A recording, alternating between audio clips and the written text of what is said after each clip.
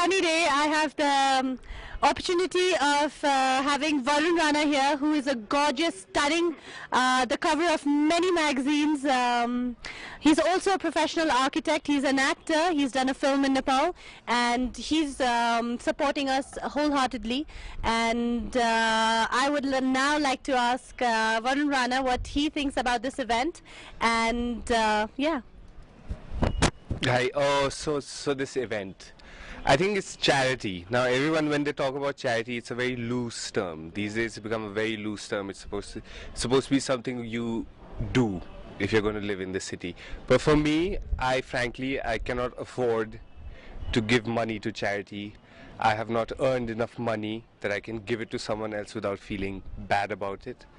But what I can do, and what thankfully my cousin has let me do, is come, show up, and support a cause that you are working very hard for. And I think that in its own way, and my own selfish way, I think I'm doing something for charity, because I think it's good, you know, any way you can make, where you can feel like you're trying to do something for other people and you see it happening, makes you feel good. And on that note, I want to ask Varun, it's true that you know, about what you said about charity and everything, it's true that not only are you appearing for it, you're also buying a ticket. Well, whereas people actually pay him to make it to appearances, he's doing us a small favor by getting a ticket. Is it true? It's a myth.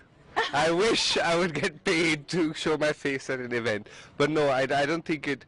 When it comes to certain things, I'm wholeheartedly into giving for charity.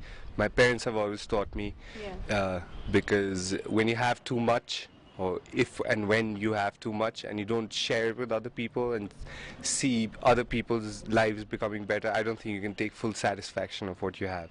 So in my situation right now, where I don't think I'm financially the richest person available, I probably don't have much money in my wallet at the moment, but any little thing you can do, you know. So just showing up for this event, I think it's good for me in a way. I can come party, meet lots of friends I haven't met for years, and help old people in the far west. And would you like to share what you are doing with your architecture projects? Truthfully, I'm completely waiting for the biggest earthquake in this city, so it all flattens out and I get a lot of contracts to build new houses. But no, I think as far as Kathmandu is concerned, no, isn't that the truth? As far as Kathmandu is concerned, I feel very sad. Actually, I feel really bad, because when I was a child, when I grew up in this beautiful city in the 80s, it was Shangri-La. And I understood why people would come from 7 seas across to come live in Kathmandu, give up everything they've had in their own countries and come there, spend their lives in Kathmandu. Because when we came out of our houses, you would see a beautiful city. It was like, you know, in the midst of the Himalayas, the best mountains on earth. We had a beautiful, pretty little city. And now, it's actually shameful. You look at the skyline today, it's shameful. You know, it's no more the Shangri-La. So I'm hoping in my little way, I can make Kathmandu the Shangri-La it was when I was born. And my last question to him, since something that you should know, that Varun is a huge fan of trekking and traveling, I would like to ask him which is his favorite place in Nepal and why. I'll have to confess, I had never seen the mountains till I was about 22, when I first went for a trek with my cousins who came all the way from Bombay. And the day I reached up, it was Poon Hill. It was raining all day, we never saw any mountains till the day we actually reached Poon Hill, and we sat in the evening and we were really depressed. We'd walked so many miles for so many days and we haven't seen no mountains. And that evening, I think it was God's calling, and the clouds just left the mountains alone, and it was sheer beauty.